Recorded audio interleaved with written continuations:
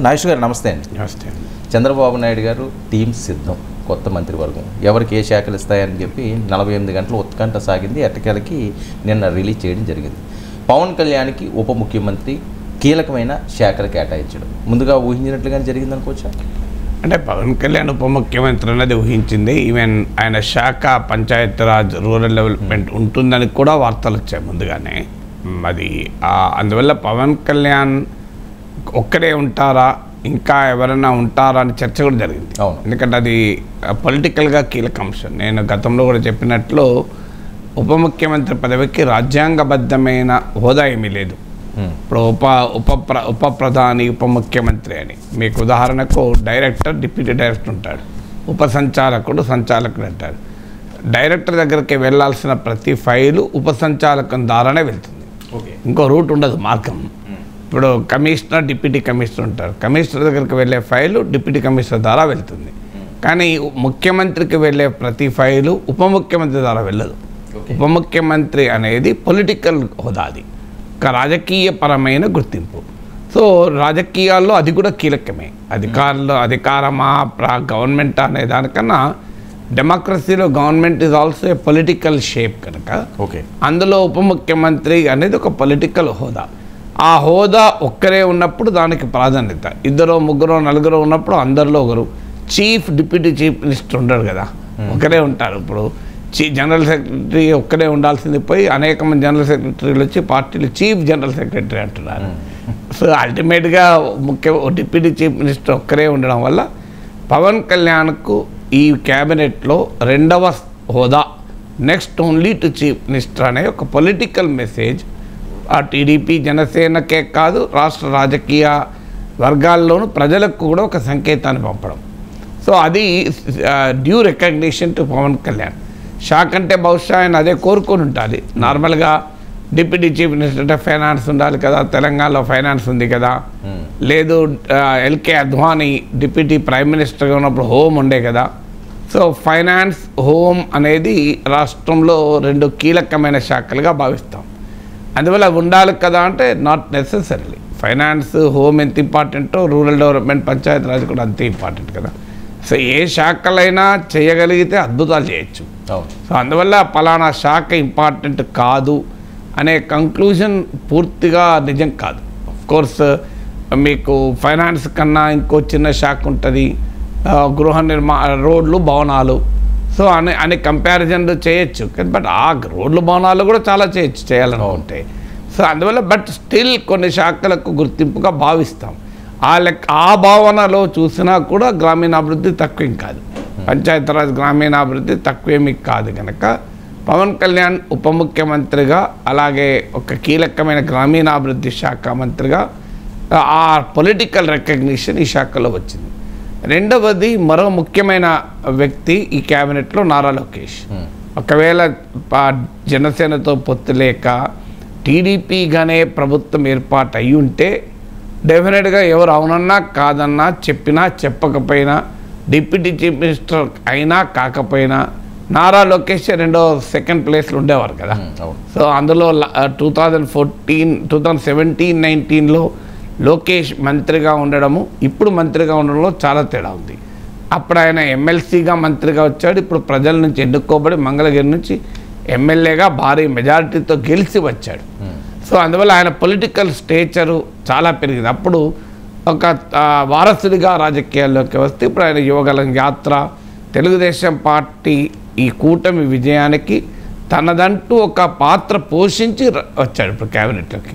అందువల్ల నారా లోకేష్ 2017లో క్యాబినెట్లో ఎంటర్ అయినప్పటికీ ఇప్పుడు క్యాబినెట్లో ఎంటర్ అయినానికి చాలా తేడా ఉంది. Is now entering with the position of own strength. తన సొంత బలంతో క్యాబినెట్లోకి ఎంటర్ అవుతున్నాడు కనుక డెఫినెట్గా నెంబర్ 2 ఉండేవారు. కానీ కూటమి కనుక ఆ అవకాశం లేదు, పవన్ కళ్యాణ్ నెంబర్ 2. కానీ క్లియర్గా నారా లోకేష్ గుర్తింపు అనేది మీకు క్లియర్గా కనబడుతుంది. ఎందుకంటే ఆయన గతంలో తీసుకున్న ఐటీ, ఎలక్ట్రానిక్స్, వీటితో పాటు హ్యూమన్ రిసోర్సెస్ చాలా కీలకమైన మానవ వనరుల శాఖ. ఆంధ్రప్రదేశ్లో 20 లక్షల ఉద్యోగాలు ఇస్తామన్న హామీ ఉంది. ఇప్పుడు స్కిల్ సెన్సెస్ జరుపుతున్నారు. సో ఆంధ్రప్రదేశ్కు ఉన్న ప్రత్యేకత కూడా హ్యూమన్ రిసోర్సెస్. మీరు అమెరికాకి సిలికాన్ వ్యాలీకి వెళ్తే ఆంధ్రప్రదేశ్ హ్యూమన్ రిసోర్సెస్ ఏంటో అర్థమవుతుంది. అమెరికాలోని లాస్ ఏంజలస్, డలాస్ వెళ్తే మనకు అర్థమవుతుంది. సో ఆంధ్రప్రదేశ్కి ఉన్నటువంటి బేసిక్ స్ట్రెంగ్త్ అది. సో ఆ హ్యూమన్ రిసోర్సెస్ డెవలప్ చేయాల్సిన బాధ్యత లోకేష్కు ఇచ్చారు. So Keshav public accounts committee చైర్మన్గా పనిచేశారు. ఆర్థిక వ్యవహారాల్లో అవగాహన ఉన్న నాయకుడు కనుక ఆయనకు ఫైనాన్స్ మినిస్టర్గా ఇచ్చారు. సో అచ్చెన్నాయుడు తెలుగుదేశం పార్టీ రాష్ట్ర అధ్యక్షుడిగా ఉన్నాడు. సో ఆయనకు అందుకే మరో కీలక శాఖ అగ్రికల్చర్ ఇచ్చారు.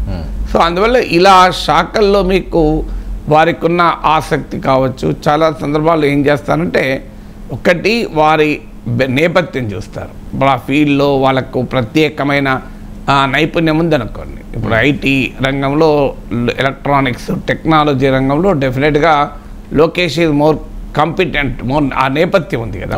స్టాన్ఫోర్డ్ విశ్వవిద్యాలయం ప్రపంచ ప్రఖ్యాత విశ్వవిద్యాలయం, అక్కడ నుంచి MBA చేశాడు. సో బిజినెస్లో కూడా అనుభవం ఉంది కనుక ఆ హ్యూమన్ రిసోర్సెస్ అలాగే టెక్నాలజీ ఈ రంగాల్లో ఆయనకు నేపథ్యం ఉంది కనుక ఆయన తీసుకున్నారు. నేపథ్యం కాకపోతే కొంత ప్యాషన్, ఒక వ్యక్తికి తాను ఈ రంగం తీసుకోవాలి అని ఆసక్తి ఉంటుంది. పవన్ కళ్యాణ్ అందుకే గ్రామీణాభివృద్ధి తీసుకొని ఉండాలి. బహుశా ఆయన ప్యాషన్తో తీసుకొని ఉంటాడు. ఎందుకంటే పవన్ కళ్యాణ్ ఏ శాఖ అడిగినా ఇస్తారు కదా. పవన్ కళ్యాణ్కు చంద్రబాబు నాయుడు శాఖ కేటాయించడం కాదు, పవన్ కళ్యాణ్కున్న ఆ పొలిటికల్ సిగ్నిఫికెన్స్ రీత్యా, ముఖ్యమంత్రితో ఉన్న ఇంటిమసీ రీత్యా కూడా ఆయన కోరిన శాఖ తీసుకోగలడు. సో అందువల్ల ఆయనకు సహజంగానే ఆ కోరిన శాఖ ఇచ్చినట్టుగా కనబడుతుంది. ఇలా ఒక్కొక్కరికి ఇప్పుడు చాలామంది కొత్త వాళ్ళు కూడా వచ్చారు. సో ఈ కొత్త వాళ్లకు కూడా ఆయా శాఖలు కేటాయించాలి. ఇప్పుడు కేశవ్ కొత్తవాడైనా ఆయనకు ప్రియర్ ఎక్స్పీరియన్స్ ఉంది, లెజిస్లేటర్గా ఎక్స్పీరియన్స్ ఉంది. పబ్లిక్ అకౌంట్స్ కమిటీ చైర్మన్ అంటే దాదాపు ఆల్టర్నేట్ ఫైనాన్స్ మినిస్టర్ లాగా, సో షాడో ఫైనాన్స్ మినిస్టర్ లాగా. ఎందుకంటే పబ్లిక్ అకౌంట్స్ కమిటీ చైర్మన్ అప్పటి ప్రతిపక్ష నేత ఉంటాడు. ప్రభుత్వ పద్ధతుల్ని కాగ్ రిపోర్ట్లు వచ్చాక ఆ కాగ్ రిపోర్ట్ల ఆధారంగా సమీక్షిస్తారు. సో అది ఒక రకంగా షాడో ఫైనాన్స్ మినిస్టర్ లాగా. సో అందుకే ఆయనకు ఇప్పుడు మళ్ళీ ఫైనాన్స్ మినిస్టర్ కేటాయించారు. సో లాస్ట్ మంత్రివర్గంలో కూడా ఉమెన్కు హోమ్ మినిస్టర్ ఇచ్చారు. మీరు సుచరితకు అప్పుడు హోమ్ మినిస్టర్ ఇచ్చారు. సో ఆ హోమ్ మినిస్టర్ ఇచ్చినా అధికారం ఇవ్వలేదన్న విమర్శ కూడా అప్పుడు ప్రతిపక్షంగా తెలుగుదేశం చేసింది. మీకు ఈ సాంప్రదాయం వాస్తవంగా రాజశేఖర రెడ్డి హయాంలో మొదలైంది. సో సవితా ఇంద్రారెడ్డిని హోమ్ మినిస్టర్గా చేశారు. నాకు ఇప్పటికి గుర్తు, నేను అప్పుడు ఎమ్మెల్సీగా ఉన్నాను. సవితా ఇంద్రారెడ్డి గారి వరకు నేను ఫోన్ చేసి, అమ్మ మీరు హోమ్ మినిస్టర్ అవుతున్నారు, కంగ్రాచులేషన్స్ అన్నాను. నిజమంటారా? నాకు కూడా తెలియదు అన్నారు. ఆమె సర్ప్రైజ్ అయ్యారు. నిజమా ఎమ్మెల్సీ గారు మీరు చెప్పేది అన్నారు. లేదమ్మా నిజమే, మేము సగం జర్నలిస్టులం సగం రాజకీయ నాయకులం కనుక మీకన్నా ముందు మాకు సమాచారం ఉంటుంది. బట్ ఆమెకు కూడా తెలియదు అంతదాకా, అనౌన్స్ అయ్యేదాకా కూడా. ఆమెకేమైనా ఇండికేషన్ ఉండొచ్చు, లేదన్న అనలేను, కానీ బట్ ఫుల్లీ కన్ఫర్మేషన్ లేదు నేను ఫోన్ చేసే సమయానికి. సో అందువల్ల అలా ఉమెన్ హోమ్ మినిస్టర్ చెయ్యాలి అనేటువంటి కాన్సెప్ట్ రాజశేఖర్తో మొదలైంది. జగన్మోహన్ రెడ్డి కంటిన్యూ చేశాడు, చంద్రబాబు నాయుడు కూడా కంటిన్యూ చేశాడు. అంటే తెలుగుదేశం పార్టీ చరిత్రలో ఇది మొదటిసారి కదా సార్. ఎన్టీ రామారావు గారి దగ్గర సుదీర్ఘమైన 40 ఏళ్ల హిస్టరీలో ఎప్పుడు కూడా మహిళకి హోమ్ మినిస్టర్ ఇవ్వలేని పరిస్థితి. అంటే తెలుగుదేశం అసలు కాంగ్రెస్ చరిత్ర కూడా రాజశేఖర రెడ్డితో మొదలు కదా. అందువల్ల అది ఇటీవల కాలంలో ఉమెన్కు కీలక పోర్ట్ఫోలియోలు ఇస్తున్నారు. ఇప్పుడు కేంద్రంలో కూడా డిఫెన్స్, ఫైనాన్స్ నిర్మలా సీతారామన్కి ఇచ్చారు. చాలా కీలక ఇందిరాగాంధీ ఫైనాన్స్ మినిస్టర్గా చేసినట్టున్నారు. సో ఇందిరాగాంధీని మనం ఆ కోటాలో ఉమెన్ కోటాలో అనలేం కదా. సో అందువల్ల బట్ డెఫినెట్గా కీలక పోర్ట్ఫోలియోస్కు ఉమెన్ ఎంపిక చేయడం అనేది ఇటీవల ఫినామినల్. అందువల్ల తెలుగుదేశం చరిత్రలో ఇవ్వలేదు అని విమర్శ చేయలేం. ఆ మాటకొస్తే కాంగ్రెస్ కూడా ఇవ్వలేదు అప్పుడు మొదట్లో. సో ఇది ఇప్పుడే మీకు హోమ్ అంటే దేవేందర్ గౌడ్, మాధవరెడ్డి ఇలాంటి వాళ్ళు నిర్వహించినటువంటి శాఖలు ఇవి. అంటే తెలుగుదేశంలో అత్యంత ప్రాధాన్యత కలిగిన కీలక నేతలు నిర్వహించిన శాఖలు ఇవి. సో అందువల్ల ఆ మేరకు ఉమెన్ లీడర్ ఆ ప్రాధాన్యత ఇవ్వడం అనేది కీలకం. అయితే ఇందులో లా అండ్ ఆర్డర్ నాకు తెలిసినంతవరకు చీఫ్ మినిస్టర్ చేతిలో ఉంటుంది. సో లా అండ్ ఆర్డర్ లేని హోమ్ మినిస్ట్రీకి మరి ఎన్ని పవర్స్ ఉంటాయనేది తెలియదు. ఇది ఇవ్వాలే కాదు, మొదటి నుంచి కూడా అలాగే ఉంటుంది. అప్పుడు తెలంగాణ ఉద్యమ కాలంలో కూడా ఆ విమర్శ చేసేది, టోపీ తెలంగాణలో పెట్టి లాఠీ మీరు పెట్టుకున్నారు అని రాజశేఖర రెడ్డి టైంలో. మరి నాకు నిజంగా ఇప్పటికీ అర్థం కాదు, లా అండ్ ఆర్డర్ లేని హోమ్ మినిస్ట్రీ ఏందో అర్థం కాదు. మరి ఆ రెండింటిని అలా డిఫరెన్షియేట్ చేశారు.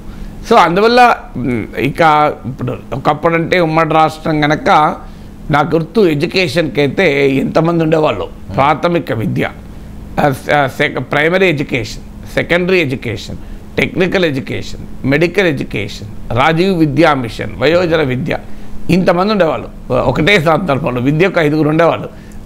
అప్పుడు మీకు చాలా విచిత్రంగా ఉండేది. కానీ ఇప్పుడు ఆ వెసులుబాటు కూడా లేదు కదా. అందువల్ల విద్యాశాఖ అనకుండా మానవ వనరుల శాఖ అన్నారు. ఇది వాస్తవంగా కేంద్రంలో ఎప్పుడో మార్పులు చేశారు. హ్యూమన్ రిసోర్సెస్ అని కేంద్రంలో అంటున్నారు. రాష్ట్రంలో ఇప్పుడు మొదటిసారి హ్యూమన్ రిసోర్సెస్ ఉన్నారు. సో బిగ్ రెస్పాన్సిబిలిటీస్ డెఫినెట్గా పవన్ కళ్యాణ్కు, లోకేష్, ఆర్థిక శాఖ కేశవ్కు, రూరల్ డిస్ట్రెస్ ఉంది కనుక అచ్చెన్నాయుడుకు, ఇవి చాలా కీలకమైన శాఖలు. ఎందుకంటే పార్టీ ఇచ్చిన ప్రామిసెస్ను మనం దృష్టిలో పెట్టుకోవాలి. పార్టీ ఇచ్చిన ప్రామిసెస్లో అనేక వెల్ఫేర్ స్కీమ్స్, ఒక వెల్ఫేర్ స్కీమ్ 4,000 పెన్షన్ మొదలైంది.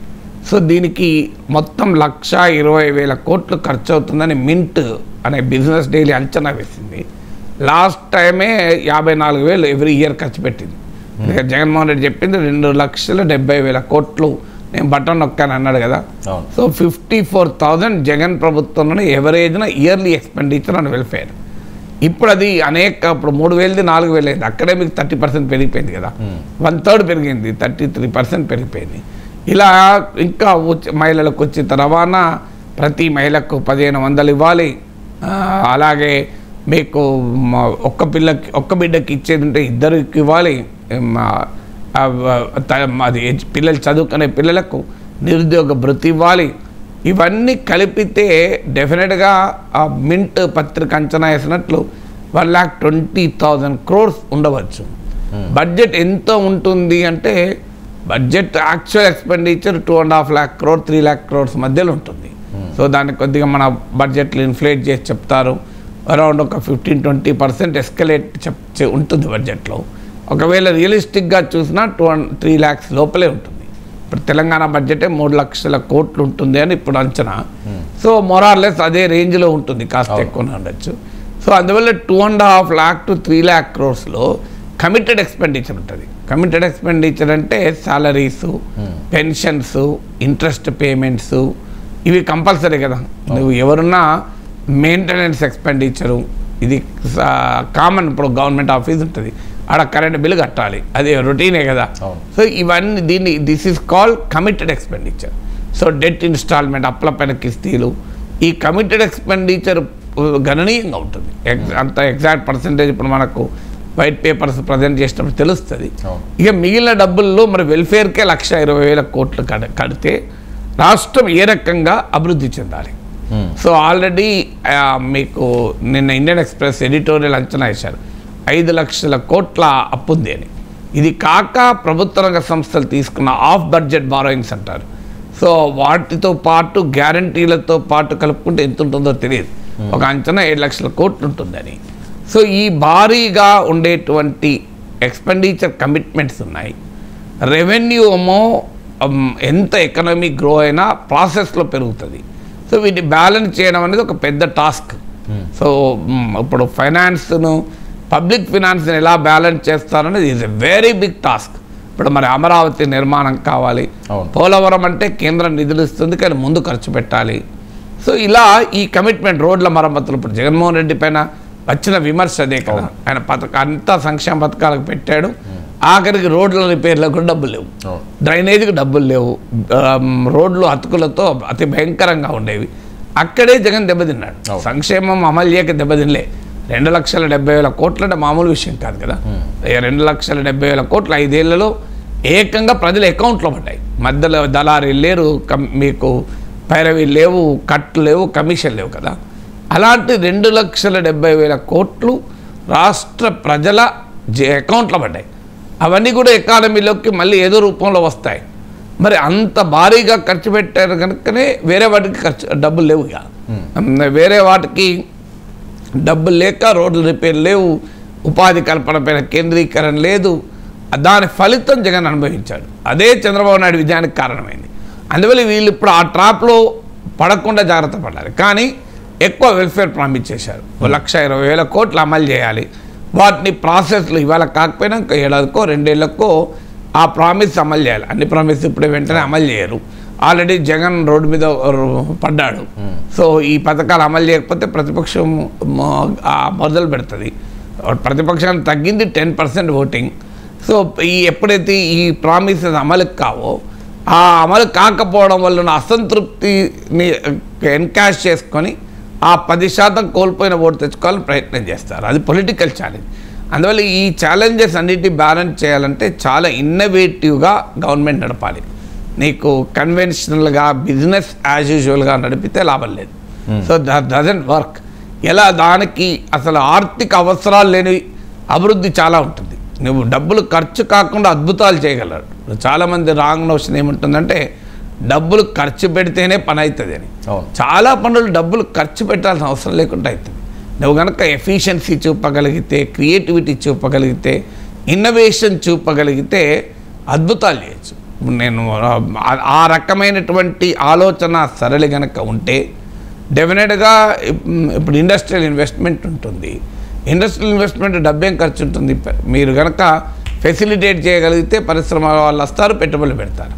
అందువల్ల ఇలా ఫిజికల్ అండ్ నాన్ ఫిజికల్ మెజర్స్ను ఎలా అమలు చేయాలి, ఇన్నోవేషన్ ఎలా తీసుకురావాలి, టెక్నాలజీని ఎలా లివరేజ్ చేసుకోవాలి, so leakages in public finances ఎలా అవాయిడ్ చేయాలి, ఎగ్జిస్టింగ్ ఇన్కమ్ సోర్స్ ఎలా ఆగ్మెంట్ చేయాలి, ఇలాంటివన్నీ ఒక పెద్ద ఛాలెంజ్. ఆ ఛాలెంజెస్ను ఈ శాఖల కేటాయింపు మంత్రులు అయిపోయారు కనుక నౌ ద వర్క్ స్టార్ట్ కావాల్సిన అవసరం ఉంటుంది.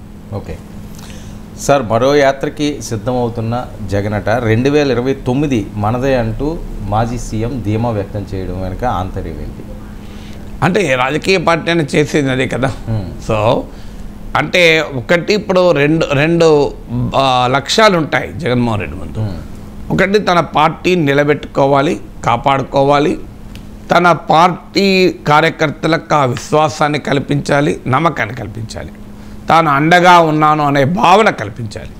సో అధికారంలో ఉన్నప్పుడు అందుబాటులో లేడన్న విమర్శలు ఎదుర్కొన్నాడు.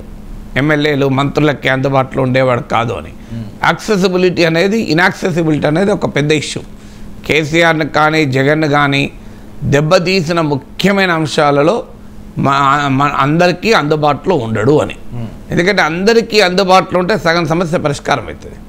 మీకు మన డాక్టర్ దగ్గరికి వెళ్తాం, డాక్టర్ ఏ మందులు ఇచ్చారన్నదో సంబంధం లేదు. కొంత సమయం ఇచ్చి బాగా మాట్లాడి మనల్ని అడిగి ఇచ్చారనుకోండి, సగం రోగం తగ్గిపోయినట్టు అనిపిస్తుంది. సో అదొక సైకలాజికల్గా ఆ ఇంపాక్ట్ ఉంటుంది మనకు. సో అందువల్ల రాజశేఖర రెడ్డి రోజు జనంతో కలిసేవాడు. సో కానీ ఆ సాంప్రదాయము 2 తెలుగు రాష్ట్రాల్లో లేదు. దాని ఫలితమే ఇప్పుడు అనుభవిస్తున్నారు కూడా. ఇప్పుడు కేసీఆర్ అనుభవిస్తున్నాడు, జగన్ అనుభవించాడు, ఇద్దరు అనుభవిస్తున్నారు.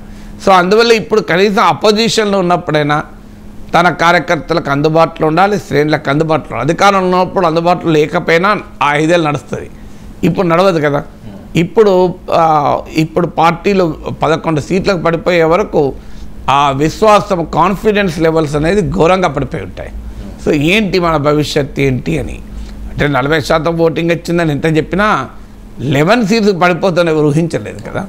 అందులో ఇప్పుడు అసెంబ్లీలో ప్రతిపక్షంగా నిర్వహించే పాత్ర చాలా పరిమితంగా ఉంటుంది, అసలు ఉండదేమో అని జగన్మోహన్ రెడ్డి అంచనాకొచ్చాడు. నిన్న మాట్లాడిన దాంట్లో కూడా అసలు మనకు అసెంబ్లీలో అవకాశం ఉండదన్నట్టే మాట్లాడాడు. ఏం చేయాలి, అసెంబ్లీలో అవకాశం లేదు, జనంలోకి వెళ్ళాల్సిందే కదా. అందువల్ల పార్టీని కాపాడుకోవడం అనేది మొదటి లక్ష్యం. అందుకే బహుశా మరో ఓదార్పు యాత్ర అనే దాని ద్వారా తన పార్టీ కార్యకర్తలు శ్రేణుల్ని డిఫెండ్ చేయడం. అయితే ఇది డిఫెండ్ చేయడమే కాదు, ఓదార్పు యాత్ర అప్పుడు జరిపినా ఇప్పుడు జరిపినా ఏదో ఒక పేరు చెప్పి జనంలోకి వెళ్ళడం. సో అప్పుడు కూడా రాజశేఖర రెడ్డి మరణంతో ఆగిన గుండెల్ని పరామర్శించడానికి అది ఓదార్పే అయితే సోనియా గాంధీ చెప్పినట్లు ఓ హాల్కి పిలిపించి అందరికి సాయం చేయొచ్చు కదా. ఓదార్పు యాత్ర అనేది కూడా ఒక పొలిటికల్ మొబిలైజేషన్. ఇప్పుడు చంద్రబాబు నాయుడు అరెస్ట్ అయినప్పుడు నిజం గెలవాలన్న యాత్ర భువనేశ్వరి గారు జరిపిన. సో దిస్ ఎసెన్షియల్లీ పొలిటికల్ యాత్ర. సో అందువల్ల పార్టీ శ్రేణుల్ని నిలబెట్టుకోవాలి, వాళ్ళ కాన్ఫిడెన్స్ ఇవ్వాలి, ధైర్యం చెప్పాలి కనుక ఈ యాత్ర తన పార్టీని కాపాడుకుంటూ ప్రజల దగ్గరికి వెళ్ళడం ఒక పొలిటికల్ మొబిలైజేషన్గా కూడా ఉంటుంది. సో అందువల్ల ఇక అది మొదటి పని ఆయన చేయమొదలు. రెండవది, ప్రభుత్వం పైన ఇప్పుడే విమర్శలు ఇస్తే ప్రజలు అంగీకరించరు. ఏ ప్రభుత్వానికైనా మన సమయం ఇవ్వాలి, 6 నెలలో ఏడాదో సమయం ఇవ్వాలి. కానీ ఏడాదిలో తర్వాత అవకాశాలు ఇక ప్రభుత్వాలు ఇస్తూ ఉంటాయి.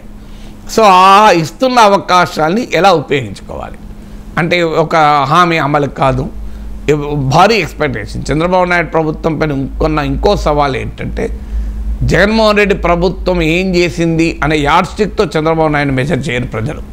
ఎందుకంటే భారీ ఎక్స్పెక్టేషన్స్, అంటే జగన్మోహన్ రెడ్డి రాష్ట్రాన్ని కంప్లీట్గా విధ్వంసం చేశారని చెప్పి వచ్చారు కనుక స్టిల్ నేను జగన్మోహన్ రెడ్డి కన్నా మెరుగ్గా చేసినా అంటే యాక్సెప్ట్ చేయరు. అంటే మెజరింగ్ పాయింట్ జగన్మోహన్ రెడ్డి కాదు, మెజరింగ్ పాయింట్ ఏంటి చంద్రబాబు నాయుడే మెజరింగ్ పాయింట్. అందువల్ల ఇప్పుడు భారీ ఎక్స్పెక్టేషన్స్ నడుమ ముఖ్యమంత్రి అయ్యారు. సో అందువల్ల ఈ భారీ ఎక్స్పెక్టేషన్స్లో ఏమాత్రం తగ్గినా అసంతృప్తి మొదలవుతుంది. ప్రజల్లో ఉండే స్వభావం అది. సమాజంలో ఇప్పుడు 23 సీట్లున్న టీడీపీకి అందకు 105 సీట్లున్న పార్టీని 23 పడేశారు. 23 ఉన్న పార్టీని 164 పెంచారు. సో 67 ఉన్న పార్టీని 151 పెంచారు. 150 ఉన్న పార్టీని 11 తగ్గించారు. అంటే ప్రజలు ఎంత తొందరగా అందలం ఎక్కిస్తారు, ఎంత తొందరగా అదాపాతాలకు పడేస్తారు దానికి ఇది ఒక ఉదాహరణ కదా. సో అందువల్ల ఆ ప్రమాదాన్ని నివారించడానికి ప్రభుత్వం పనిచేయాల్సి ఉంటుంది. సో ఆ పనిచేసే క్రమంలో ప్రభుత్వ చర్యల వల్ల అసంతృప్తిగా ఉన్న సెక్షన్లను మొబిలైజ్ చేసుకోవాలి, ఇష్యూస్ను ఐడెంటిఫై చేసుకోవాలి, వాటిపైన ప్రజల్లోకి వెళ్ళి కార్యాచరణ చేయాలి. ఈ 2 పనులు జగన్మోహన్ రెడ్డి చేయాలి. అందుకే బహుశా మొదటి పని మొదలుపెట్టాడు. ఇప్పటికిప్పుడు ప్రభుత్వాన్ని ప్రశ్నిస్తూ ప్రభుత్వం ఇచ్చేయలేదు అచ్చేయలేదంటే జనం యాక్సెప్ట్ చేయరు కనుక మా వాళ్ళను ఓదారుస్తాను మొదలుపెట్టారు. ఈ ఓదార్పు క్రమంలో విమర్శలు తప్పవు ప్రభుత్వాలపైన. సో అకేషను ఇప్పటికిప్పుడు వెంటనే విమర్శకు ప్రభుత్వం పైన పోరాటానికి స్కోప్ లేదు కనుక పార్టీని కాపాడుకున్నాం అనే పేరిటి ఈ ఓదార్పు యాత్ర మొదలు పెట్టాలని ఉండవచ్చు. ఓకే సార్, మరొక కీలకమైన విషయం, ఓదార్పు యాత్ర ఏం చేయడానికో లేదా పబ్లిక్లోకి వెళ్ళడానికి జీవో నెంబర్ 1 అనే అంశాన్ని జగన్మోహన్ రెడ్డి తీసుకొచ్చారు. దాన్ని మేము కొనసాగిస్తామని చెప్పి టీడీపీ నాయకులు చెప్పే పరిస్థితి. ఏ రకంగా యాత్రలు చేస్తారు ఏంటి, మమ్మల్ని చేయనివ్వలేదు కదా. ఆ జీవో నెంబర్ 1 ఏంటి, దాని సారాంశం ఏంటి సార్? అంటే అది మీకు దానికి అది కోర్టులో నిలవదు. సో అప్పుడు కూడా ఈ విమర్శలు వచ్చినప్పుడు చెప్పాను, నేను కూడా అన్నాను. సో నీకు రైట్ టు ప్రొటెస్ట్ ఇది ఫండమెంటల్ రైట్ కదా. సో రైట్ టు ప్రొటెస్ట్ కానీ రైట్ టు అసెంబ్లీ కానీ ఇదే ఫండమెంటల్ రైట్. అందువల్ల ఇప్పుడు జగన్మోహన్ రెడ్డి ఏవైనా తప్పులు చేస్తే మేము అవే తప్పులు రిపీట్ చేస్తామంటే మీ ప్రభుత్వానికి ఎందుకు ఓటేస్తాను జనం అడగరా? ఇప్పుడు land titling act Jaganmohan Reddy తెచ్చాడు, మీరు రద్దు చేస్తున్నారు కదా. తెచ్చిన దాన్ని అలాగే కంటిన్యూ చేస్తానని అన్నారు కదా. ఇన్ఫ్యాక్ట్ అది మోడీ తెచ్చిన చట్టం, తెలుగుదేశం పార్టీ అసెంబ్లీలో చాలా గొప్ప చట్టం అని ఇది ఇప్పుడు ప్రస్తుత ఆర్థిక మంత్రి కేశవే చెప్పాడు, చాలా గొప్ప చట్టం అని. సో అందువల్ల అలాంటి దాన్ని మీరు ఇవాళ పొలిటికల్ రీజన్స్ మీరు ప్రామిస్ చేశారు కనుక వెనక్కి తెచ్చుకుంటున్నారు కదా. అందువల్ల అప్పుడు ర్యాలీలను ప్రదర్శనలను అడ్డుకోవటానికి కొన్ని ఘటనలు జరిగినప్పుడు, అంటే అన్ఫార్చునేట్ ఘటనలు జరిగి ర్యాలీలో తొక్కిసలాట్లో చనిపోయినప్పుడు దాన్ని ఆధారంగా చేసుకొని ఈ జీవో వచ్చింది. అంటే ప్రదర్శనలను నిరసనలను కొంత నియంత్రించడానికి. బట్ అది ఆ రోజు కూడా నేను చెప్పాను, ఇది సరైనటువంటి చట్టం కాదు. రీజనబుల్ రిస్ట్రిక్షన్స్ పెట్టవచ్చు కానీ పబ్లిక్ యాక్టివిటీస్ని రిస్ట్రిక్ట్ చేయడం అనేది కోర్టులు ఒప్పుకోవు. ఆ పని కనుక ఇప్పుడు ప్రభుత్వం చేస్తే ఇంకెక్కువ విమర్శలు ఎదుర్కొంటారు. అందువల్ల ఎప్పుడు కూడా అపోజిషన్ స్పేస్ను నీవు అపోజిషన్ పార్టీని నియంత్రించవచ్చు కానీ అపోజిషన్ స్పేస్ని నియంత్రించలేవు. అపోజిషన్ పార్టీని నియంత్రించే పని చేసినందుకే జగన్మోహన్ రెడ్డి దెబ్బతిన్నాడు, దేశంలో మోడీ దెబ్బతిన్నాడు, తెలంగాణలో కేసీఆర్ దెబ్బతిన్నాడు. అపోజిషన్ పార్టీలను నియంత్రించిన అపోజిషన్ స్పేస్ నియంత్రించలేము. ఒక రకంగా అపోజిషన్ స్పేస్ వదిలేస్తే అదొక సేఫ్టీ వాల్. ఇప్పుడు మన ప్రెషర్ కుక్కర్ పైన విజిల్ పెడతాను చూడు, ఆ విజిల్ లేకపోతే ఏమవుతుంది, పేలిపోతుంది విజిల్ బయటకు రాకపోతే. సో అందువల్ల ప్రెషర్ కుక్కర్లో ఉన్న సేఫ్టీ వాల్వ్ అది. సో ఆ సేఫ్టీ వాల్వ్ నేను ఎలో చేయను జీవో 1 తెచ్చి అంటే అది రాజకీయంగా అధికారం ఉన్న వారికి అదేమీ ఉపయోగపడేది కాదు. సార్, ల్యాండ్ టైటిలింగ్ యాక్ట్ అనే అంశం అన్నది అంత ఈజీ కాదట కదా వెనక్కి తెచ్చుకోవడం అన్నది. ఇందులో ఉన్న టెక్నికల్ ఇష్యూస్ ఏంటి సార్? ఏమున్నది, ఏ చట్టాన్నైనా ఇప్పుడు అసెంబ్లీ చేసిన చట్టాన్ని ఎందుకు రద్దు చేయకూడదు?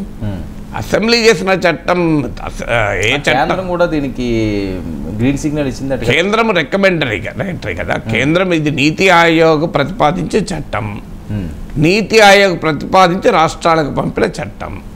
సో రాష్ట్రాలకు పంపిన చట్టం కనుక ఆంధ్రప్రదేశ్ ఇచ్చింది. ఈ చట్టాన్ని తెలుగుదేశం సమర్థించింది. అసెంబ్లీలో కేశవ్ మాట్లాడుతూ ఇది ఆస్ట్రేలియాలో ఉంది, రాజస్థాన్లో అమలు చేశారు, మహారాష్ట్రలో ప్రయత్నిస్తున్నారు, ఇది గొప్ప చట్టం, ఈ చట్టానికి మేము పూర్తిగా మద్దతు అని కేశవ్ అసెంబ్లీలో కూడా మాట్లాడాడు. ఇది ఆన్ రికార్డ్ కదా, అసెంబ్లీ రికార్డ్స్లో ఉంది. నేను ఎలక్షన్ల ముందు మాట్లాడినప్పుడు నా వీడియోలో కూడా కేశవ్ మాట్లాడింది పెట్టినది పబ్లిక్ డొమైన్లో ఉంది, మీరు యూట్యూబ్లో కొరతొచ్చేస్తుంది. సో అందువల్ల ల్యాండ్ టైటిలింగ్ యాక్ట్ బీజేపీ తెచ్చిన చట్టం, టీడీపీ సమర్థించిన చట్టం. సరిగ్గా ఎన్నికలకు ముందు బహుశా ఏ ప్రశాంత్ కిషోర్ లాంటోడో ఏ రాబిన్ శర్మ లాంటోడో సలహా ఇచ్చింటారు. సో ఈ చట్టం పైన మనం భయాన్ని కనుక రేకెత్తిస్తే ఇది మనకు ఉపయోగపడుతుంది అని వాళ్ళు వ్యూహం చేశారు. దానికి పాస్బుక్ల మీద జగన్మోహన్ రెడ్డి ఫోటో వేసుకోవడం అనేటువంటి పని ఉపయోగపడ్డది. సో జగన్మోహన్ రెడ్డి ఫోటో వేసుకున్నాడు, రేపు ల్యాండ్ కూడా తీసుకుంటాడని. ఫోటో వేసుకోవడం తప్పే, దాంట్లో అనుమానం లేదు. కానీ ఫోటో ఉన్నంత మాత్రాన భూములు లాక్కోలేరు కదా. ఈ మాట అన్నందుకు చాలామంది కోపం వచ్చింది. ఫోటో వేసుకోవడం తప్పే, అనుమానం లేదు. కానీ ఫోటో ఉంది కదా అని చెప్పి భూములు లాక్కోగలరా? ప్రాక్టికల్గా సాధ్యం కాదు కదా. అది నీ ఆస్తిని గవర్నమెంట్ ఎట్లా లాక్కుంటే ఇష్టం వచ్చినట్టుగా అంత సులభం కాదు అది.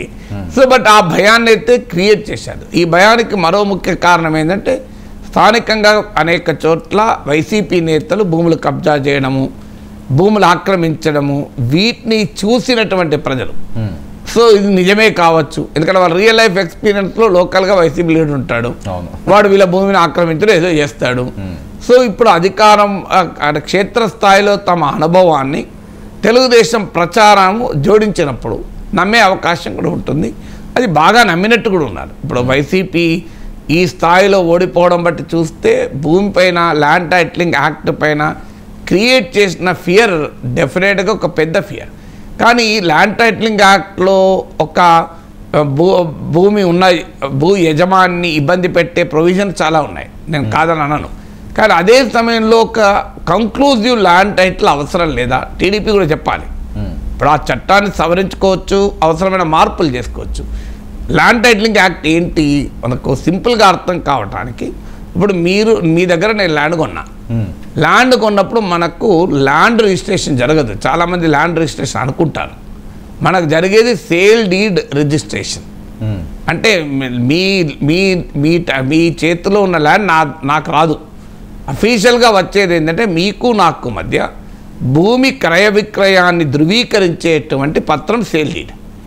అంటే it only register the sale, it doesn't register the land. ఇది తేడా చాలామందికి తెలియదు. సో ఒకవేళ రేపు నేను మీ దగ్గర ల్యాండ్ కొంటాను, మీకు 50 లక్షలు ఇచ్చి నేను ల్యాండ్ కొన్నా, నేను సబ్ రిజిస్టర్ ఆఫీస్కి పోతాము, మీరు అమ్ముతారు, నేను కొంటాను. రేపు అది మీ ల్యాండ్ కాదు అని తేలింది, ఉదాహరణకు మీ ల్యాండ్ కాదని తేలితే నా పరిస్థితి ఏంటి? ఏమీ లేదు. ఎందుకు? Registration is not on land, registration is only on sale transaction. So ఇప్పుడు కంక్లూజివ్ ల్యాండ్ టైటిలింగ్ యాక్ట్ ఏంటంటే ప్రభుత్వం బాధ్యత తీసుకోవడం. సో ఈ ల్యాండ్ ఎవరిది, వర్మదేనా అని వాళ్ళు కన్ఫర్మ్ చేసి వర్మ పేరిటున్న భూమిని నాగేశ్వర్కు బదలాయించడం.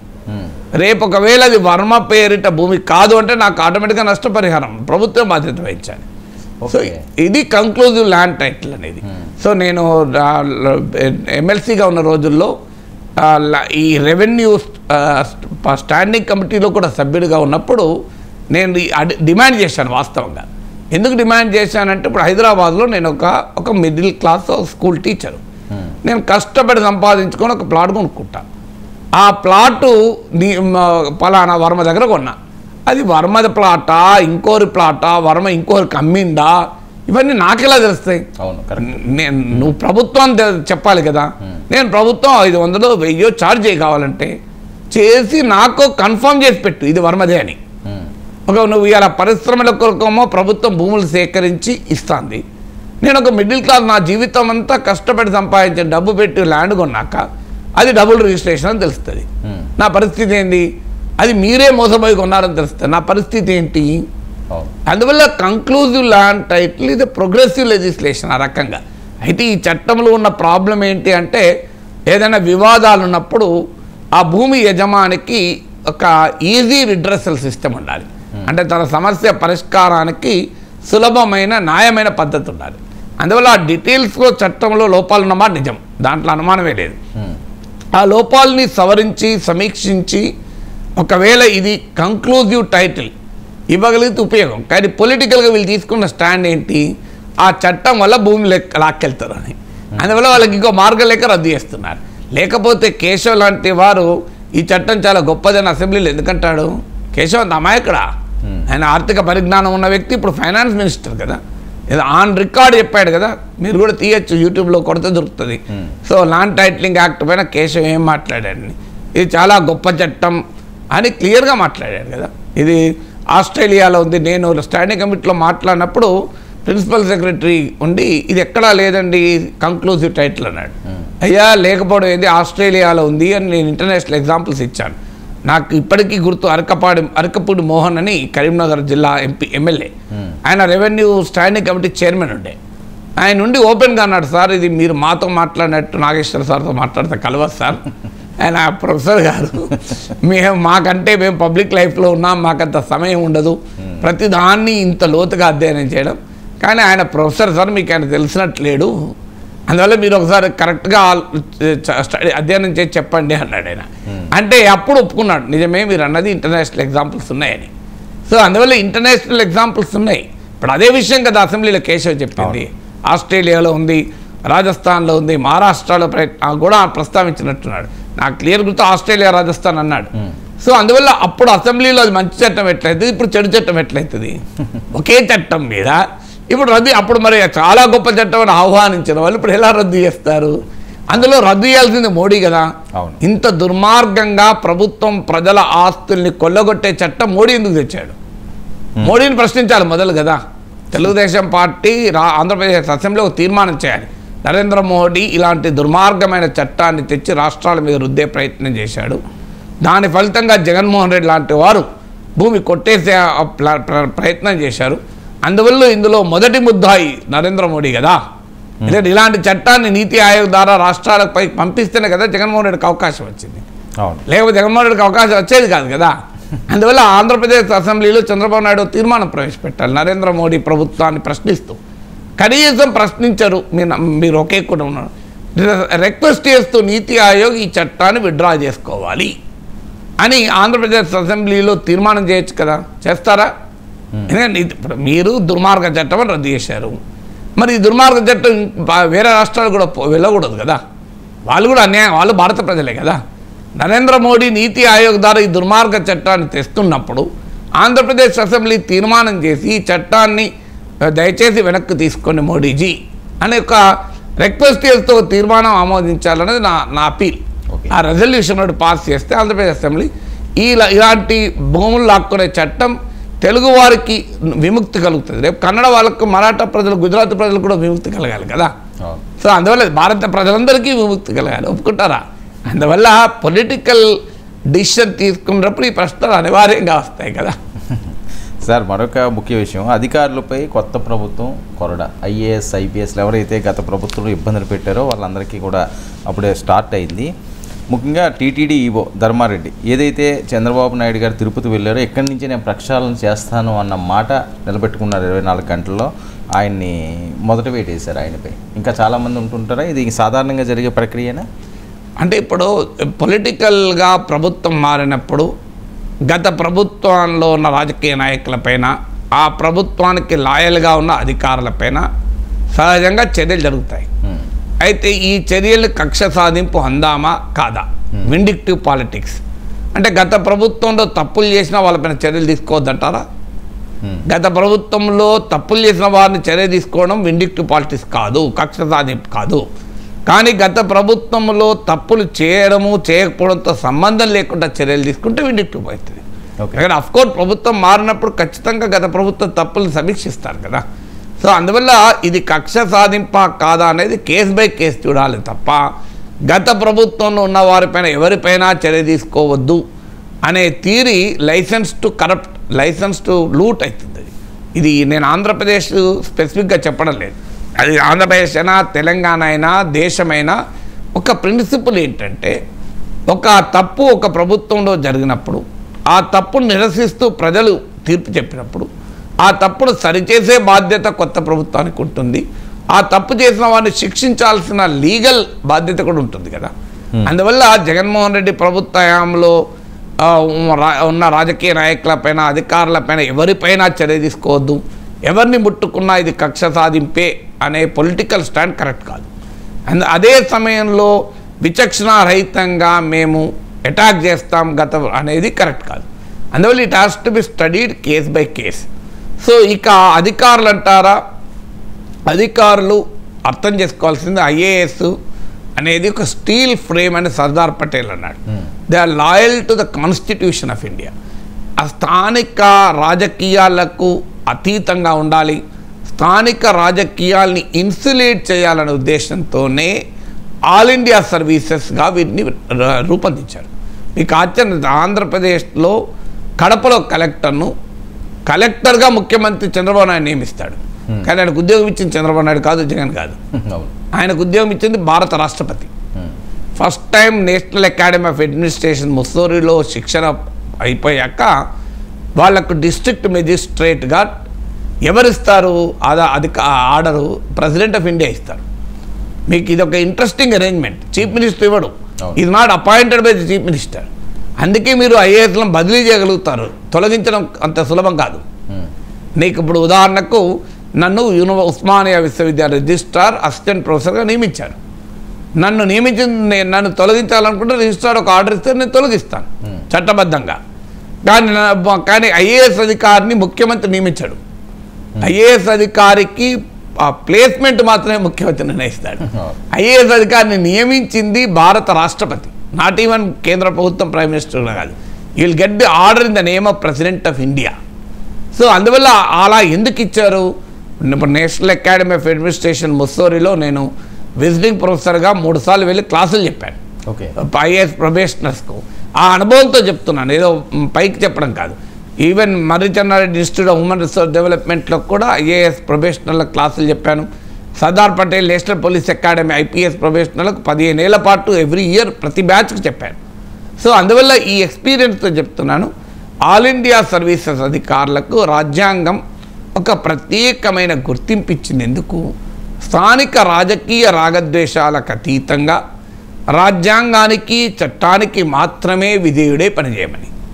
కానీ మన వ్యవస్థలు కరప్ట్ అయ్యాక, రకరకాల పాలిటిక్స్ ఎంటర్ అయ్యాక, సో ఈ స్టీల్ ఫ్రేమ్ కాస్త అది థర్మోకోల్ ఫ్రేమ్ అయింది. కొన్ని చోట్ల కాపర్ ఫ్రేమ్ కావచ్చు, కొన్ని చోట్ల బ్రాస్ ఫ్రేమ్ కావచ్చు, కొన్ని చోట్ల స్టీల్ ఫ్రేమ్గానే మిగలవచ్చు కొంతమంది విషయంలో. అలాంటి వాళ్ళు కూడా ఉన్నారు. సో ముఖ్యమంత్రితో పడకపోతే లైట్ తీసుకొని నేను ఎక్కడైనా వెళ్ళి పనిచేస్తాను ఎస్ఆర్ శంకరన్ లాంటి వాళ్ళు కూడా ఉన్నారు. సో ఇప్పటికీ ఎస్ఆర్ శంకరన్ను ఆదర్శ ఐఏఎస్ అధికారిగా ఎందుకు చెప్తారు? ఆ రకంగా ఉన్నారు. మీకు కేఆర్ వేణుగోపాల్ లాంటి వాళ్ళు ప్రైమ్ మినిస్టర్ ఆఫీస్లో పనిచేసినా వాళ్ళ ఇంటగ్రిటీని ఎవరు ప్రశ్నించలేదు. మీకు యుగంధర్ లాంటి వాళ్ళు, సత్యనాథెల్లా వాళ్ళ ఫాదర్, కేఆర్ వేణుగోపాల్, ఇలాంటి ఐఏఎస్ అధికారులు they played a very significant role. ఇలాంటి వాళ్ళు చాలామంది ఉన్నారు.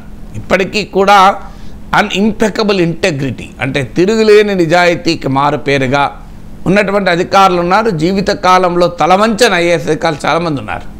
సో అందువల్ల తన సర్వీస్లో ఇప్పుడు అశోక్ ఖెంకా అని అనుకుంటాను, గుర్తున్నంతవరకు హర్యానా 50 సార్లు 60 సార్లు ట్రాన్స్ఫర్ అయ్యాడు. ఏ గవర్నమెంట్ వచ్చినా ఆయన ట్రాన్స్ఫర్ 6 నెలల ఎక్కడ ఉంచదు, ఎందుకంటే ఎవరికి విన్నాడు కనుక. సో ఇలాంటి వాళ్ళు ఉన్నారు. But unfortunately over a period of time steel frame కొన్ని చోట్ల థర్మోకోల్ ఫ్రేమ్గా మారిపోయింది. సో దాని ఫలితం అనుభవించాలి కదా. ఇప్పుడు ఐఏఎస్ అధికారులు ఎంత పవర్ ఉంటుందంటే ఒక మంత్రి ఆదేశించినా, ముఖ్యమంత్రి ఆదేశించినా చేయాల్సిన అవసరం లేదు. You can simply right on the file this is not permissible as per law అని. ఇప్పుడు ఉదాహరణకు ఒక కలెక్టర్ను ముఖ్యమంత్రి ఆదేశిస్తాడు అవుట్ ఆఫ్ ద వే పై చేయమని. సో ఈ నీడ్ నాట్ సింపుల్గా ఫైల్లో sir this is not permissible as per rules as per law అని చెప్పి మళ్ళీ ఫైల్ రిటర్న్ పంపచ్చు. ఇంత పవర్ ఉంటుంది. ఏమవుతుంది, కలెక్టర్ని తీసుకెళ్ళి ఒక చిన్న వాటికి వేస్తారు. ఇప్పుడు director general of police law and order చాలా పవర్ఫుల్ పోస్ట్ కదా అందరు ఎస్పీలకు. ముఖ్యమంత్రి నచ్చలేదు అనుకో, పోలీస్ హౌసింగ్ కార్పొరేషన్ ఎండీకి వేస్తారు. పోలీసులకు ఇల్లు కట్టుకుంటూ ఉండాలి. లేకపోతే ఆర్కైవ్స్ అండ్ లైబ్రరీస్ కమిషనర్గా వేస్తారు కలెక్టర్ని తీసుకుపోయి. ఆర్కైవ్స్ అండ్ లైబ్రరీస్ అంటే పంచ పుస్తకాలు చదువుకుంటూ ఉండాలి. ఉండొచ్చు, తప్పేమున్నది, అదే చిన్న పని కాదు కదా.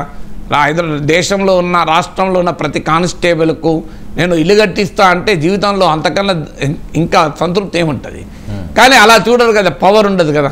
నీకు డీజీపీ లా అండ్ ఆర్డర్ అంటే మొత్తం ఎస్పీలంతా రిపోర్ట్ చేస్తారు, మామూలు పవర్ కాదు కదా. సో అందువల్ల ఏమవుతుంది అంటే ఈ నాన్ ఇన్సిగ్నిఫికెంట్గా భావించబడే పోస్టులకు ట్రాన్స్ఫర్ చేస్తారు. అంతకుమించి ఏం చేయలేరు. ఆ ట్రాన్స్ఫర్ చేసినప్పుడల్లా నెల రోజులు 2 రోజులు 2 నెలల ఎలవెన్స్ కూడా వస్తుంది. ఎన్నిసార్లు ట్రాన్స్ఫర్ చేస్తే అంత బెనిఫిట్. ఏడాదిలో 2 సార్లు ట్రాన్స్ఫర్ చేశారు అనుకోండి, 12 నెలల జీతం కాదు 13 నెలలో 14 నెలల జీతం వస్తుంది. సో అందువల్ల ఏమి అంటే ఆ రకంగా ధైర్యంగా ఉంటే ఏమీ కాదు, nothing will happen. Okay. So కానీ ప్రాక్టికల్గా ఎంతమంది అలా ఆ ఇంటెగ్రిటీతో నిలబడగలుగుతారు అంటే వ్యవస్థ ఇచ్చిన అవకాశాన్ని ఉపయోగించుకోగలి. ఇప్పుడు నేను యూనివర్సిటీ టీచరు, నేను 1988లో చేరినాను. 88 నుంచి ఇప్పటి వరకు ముఖ్యమంత్రులు ప్రధానమంత్రులకు కూడా ఓపెన్గా టీవీలో వచ్చి విమర్శించాను. మీకు నెదురుమల్లి జనార్దన్ రెడ్డి సీఎంగా ఉన్నప్పుడు హార్డ్లీ 5 years నాకు సర్వీస్. అప్పుడు Times of India private engineering college అనుమతించినందుకు పెద్ద గోల అయ్యి ఆయన రాజీనామా చేస్తే glad to see him go అని ముఖ్యమంత్రిగా ఉన్నప్పుడే ఆర్టికల్ రాశాను టైమ్స్ ఆఫ్ ఇండియాలో. దానిపైన నాకు అప్పుడు సీఎం ఆఫీస్ నుంచి మా వైస్ ఛాన్సలర్ కబురు కూడా వచ్చింది, ఏంటి మీ టీచర్ అలా రాస్తాడా అంటే, నా ఇష్టాన్ని అలాగే రాస్తాను. ఎందుకంటే యూనివర్సిటీ టీచర్లకు ఆ ఫ్రీడమ్ ఉంటుంది, అటానమీ ఆఫ్ మైండ్ ఉంటుంది. ఎందుకంటే మేము ప్రభుత్వ ఉద్యోగులం కాము.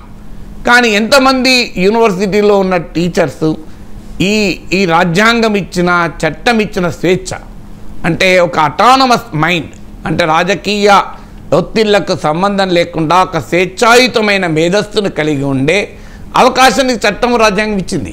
దాన్ని ఎంతమంది ఉపయోగించుకుంటున్నారు, ఎంతమంది ప్రభుత్వాలను నిలదీయగలుగుతున్నారు, ప్రజల పక్షాన ప్రభుత్వాన్ని ప్రశ్నించగలుగుతున్నారు, that's a question.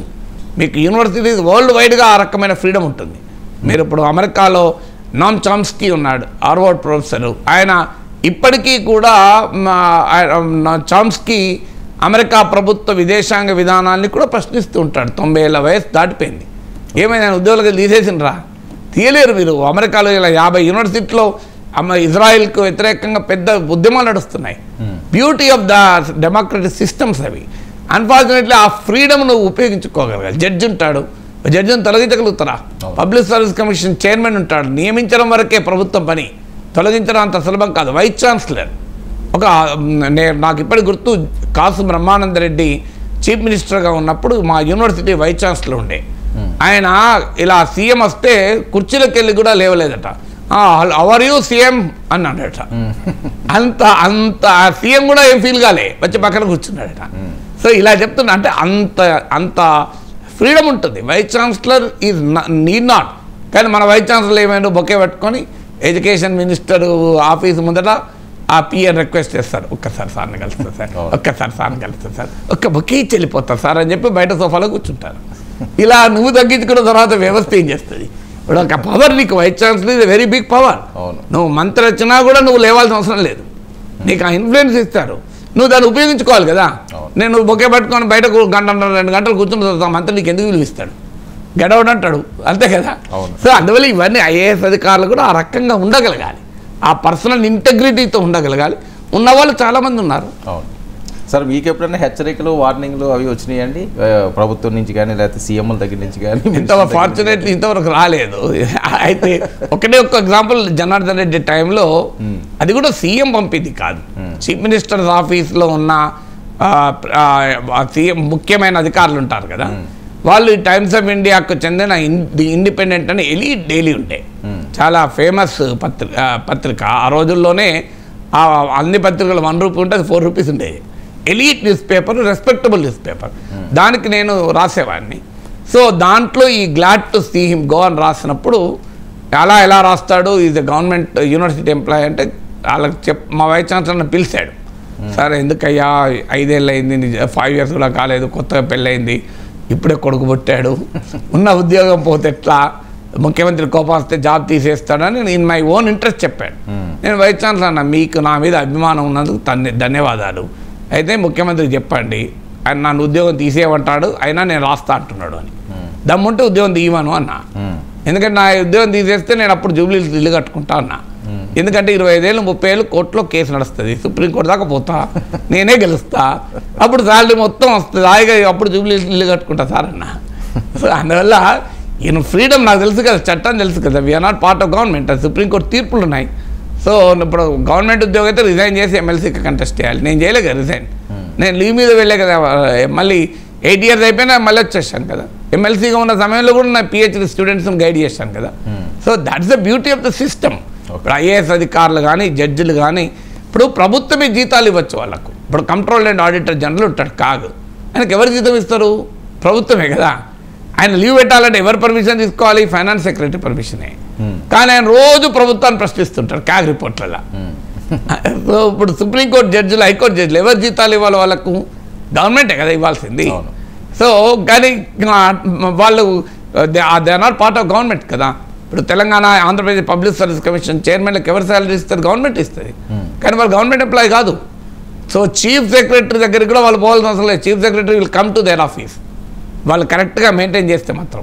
Okay. So అంత వాళ్ళు ఏ మంత్రుల దగ్గరికి కూడా పోవాల్సిన అవసరం లేదు. సో నార్మల్గా చీఫ్ మినిస్టర్లను కూడా కలవరు వాళ్ళు, ఇప్పుడు ఈ మధ్య కాలంలో కలుస్తున్నారు కానీ. So that is the power. ఇప్పుడు గవర్నర్ ఉన్నాడు, గవర్నర్ వెళ్ళి ప్రెసిడెంట్ ఆఫ్ ఇండియానే కలుస్తాడు. ఇప్పుడు గవర్నర్లు మారిపోయి హోమ్ మినిస్టర్లను కలుస్తున్నారు కానీ ఇది appointed by the president of India. So అందువల్ల ఇప్పుడు అంబేద్కర్ మాట అంటాడు, అంబేద్కర్ గారు, సో రాజ్యాంగం ఎలా అమలవుతుంది అనేది, రాజ్యాంగంలో ఏమున్నది అన్న దానిపైన ఆధారపడదు, పీపుల్ మ్యాన్ ద కాన్స్టిట్యూషన్ అంటాడు. ఆ రాజ్యాంగాన్ని అమలు చేసే వారిపైన ఆధారపడి ఉంటుంది. నీకు ఆ ధైర్యము ఉండాలి, ఉంటే ఏమవుతుంది? ఉద్యోగం తీసేస్తారు, ఆ రిస్క్ ఉంటుంది. సో బట్ ఇప్పుడు రిస్క్కు ఎప్పుడూ భయపడకూడదు. నేను ఆల్వేస్ అంటా, ట్రాఫిక్ కానిస్టేబుల్కి ఎప్పుడూ డస్ట్ అలర్జీ రిస్క్ ఉంటుంది. సో మీకు ఒక మెడికల్ ప్రాక్టీషనర్కి ఎప్పుడూ హెపటైటిస్ బి వచ్చే రిస్క్ ఉంటుంది. అలాగే ఒక పబ్లిక్ ఇంటలెక్చువల్గా ఉన్నప్పుడు అనేక ఒత్తిళ్ళు ఉంటాయి. ప్రభుత్వాలే కాదు, ప్రభుత్వేతర వాళ్ళు ఉండరా, సంపదామని కూడా బెదిరిస్తుంటారు. సో ఎంత ఎదగాలని సరిపోతుంది, నేను సంపదాన్ని బెదిరి ఒకసారి వస్తాం, 3 పర్సాలు చావం కదా, దానికి భయపడాల్సిందే ఉన్నది. అందువల్ల నేను చిన్నప్పుడే యూనివర్సిటీలో ఉన్నప్పుడే స్లోగన్స్ విన్నాం, జీనా హాయ్తో మర్నా సీకో, కదం కదం పర్ లడ్నా సీకో అని. అంటే బతకాలంటే చావడం నేర్చుకోవాలి, అడుగడుగున పోరాటం నేర్చుకోవాలి. అందువల్ల అటానమస్ మైండ్గా ఉండటానికి ధైర్యం ఉండాలి, ready to face the consequences. దుమ్మేస్తారు, రాళ్ళు వేస్తారు, దాడులు చేస్తారు, రోజు బూతులు తిడతారు, అనేక రకాల అబద్ధాలు చెప్తారు. Fine, that's part of the life, part of the game అనుకోవాలి. క్రికెట్ ఆడేవాడికి ఎప్పుడోసారి బాల్ తగిలే ప్రమాదం ఉంటుంది తల మీద అని చెప్పి క్రికెట్ ఆడుకుంటుంటాడా? సరే, ఏంటంటే వీళ్ళు పవర్ని వీళ్ళు యూజ్ చేసుకోవట్లేదు, అవకాశం ఉన్నా సరే. అది ఎవరు తప్పు అంటారు సార్? రాజ్యాంగంలో, లేకపోతే ఈ రాజకీయ నాయకులు? రాజకీయ నాయకులు తప్పు, అధికారుల తప్పు. రాజకీయ నాయకులు తమ పరిధిని దాటి అధికారులతో పనులు చేయించుకుంటున్నారు, అధికారులు తమ పరిధులను మరిచి రాజకీయ నాయకులు సేవ చేస్తున్నారు. ఇద్దరిది తప్పే కదా. సో అందువల్ల నీకు loyal, officer should be loyal to the law, loyal to the constitution, loyal to the rules, not loyal to the politician. రాజకీయ నాయకునికి విధేయంగా ఉండాల్సిన అవసరమే లేదు. Right sir, thank you sir, thank you so much.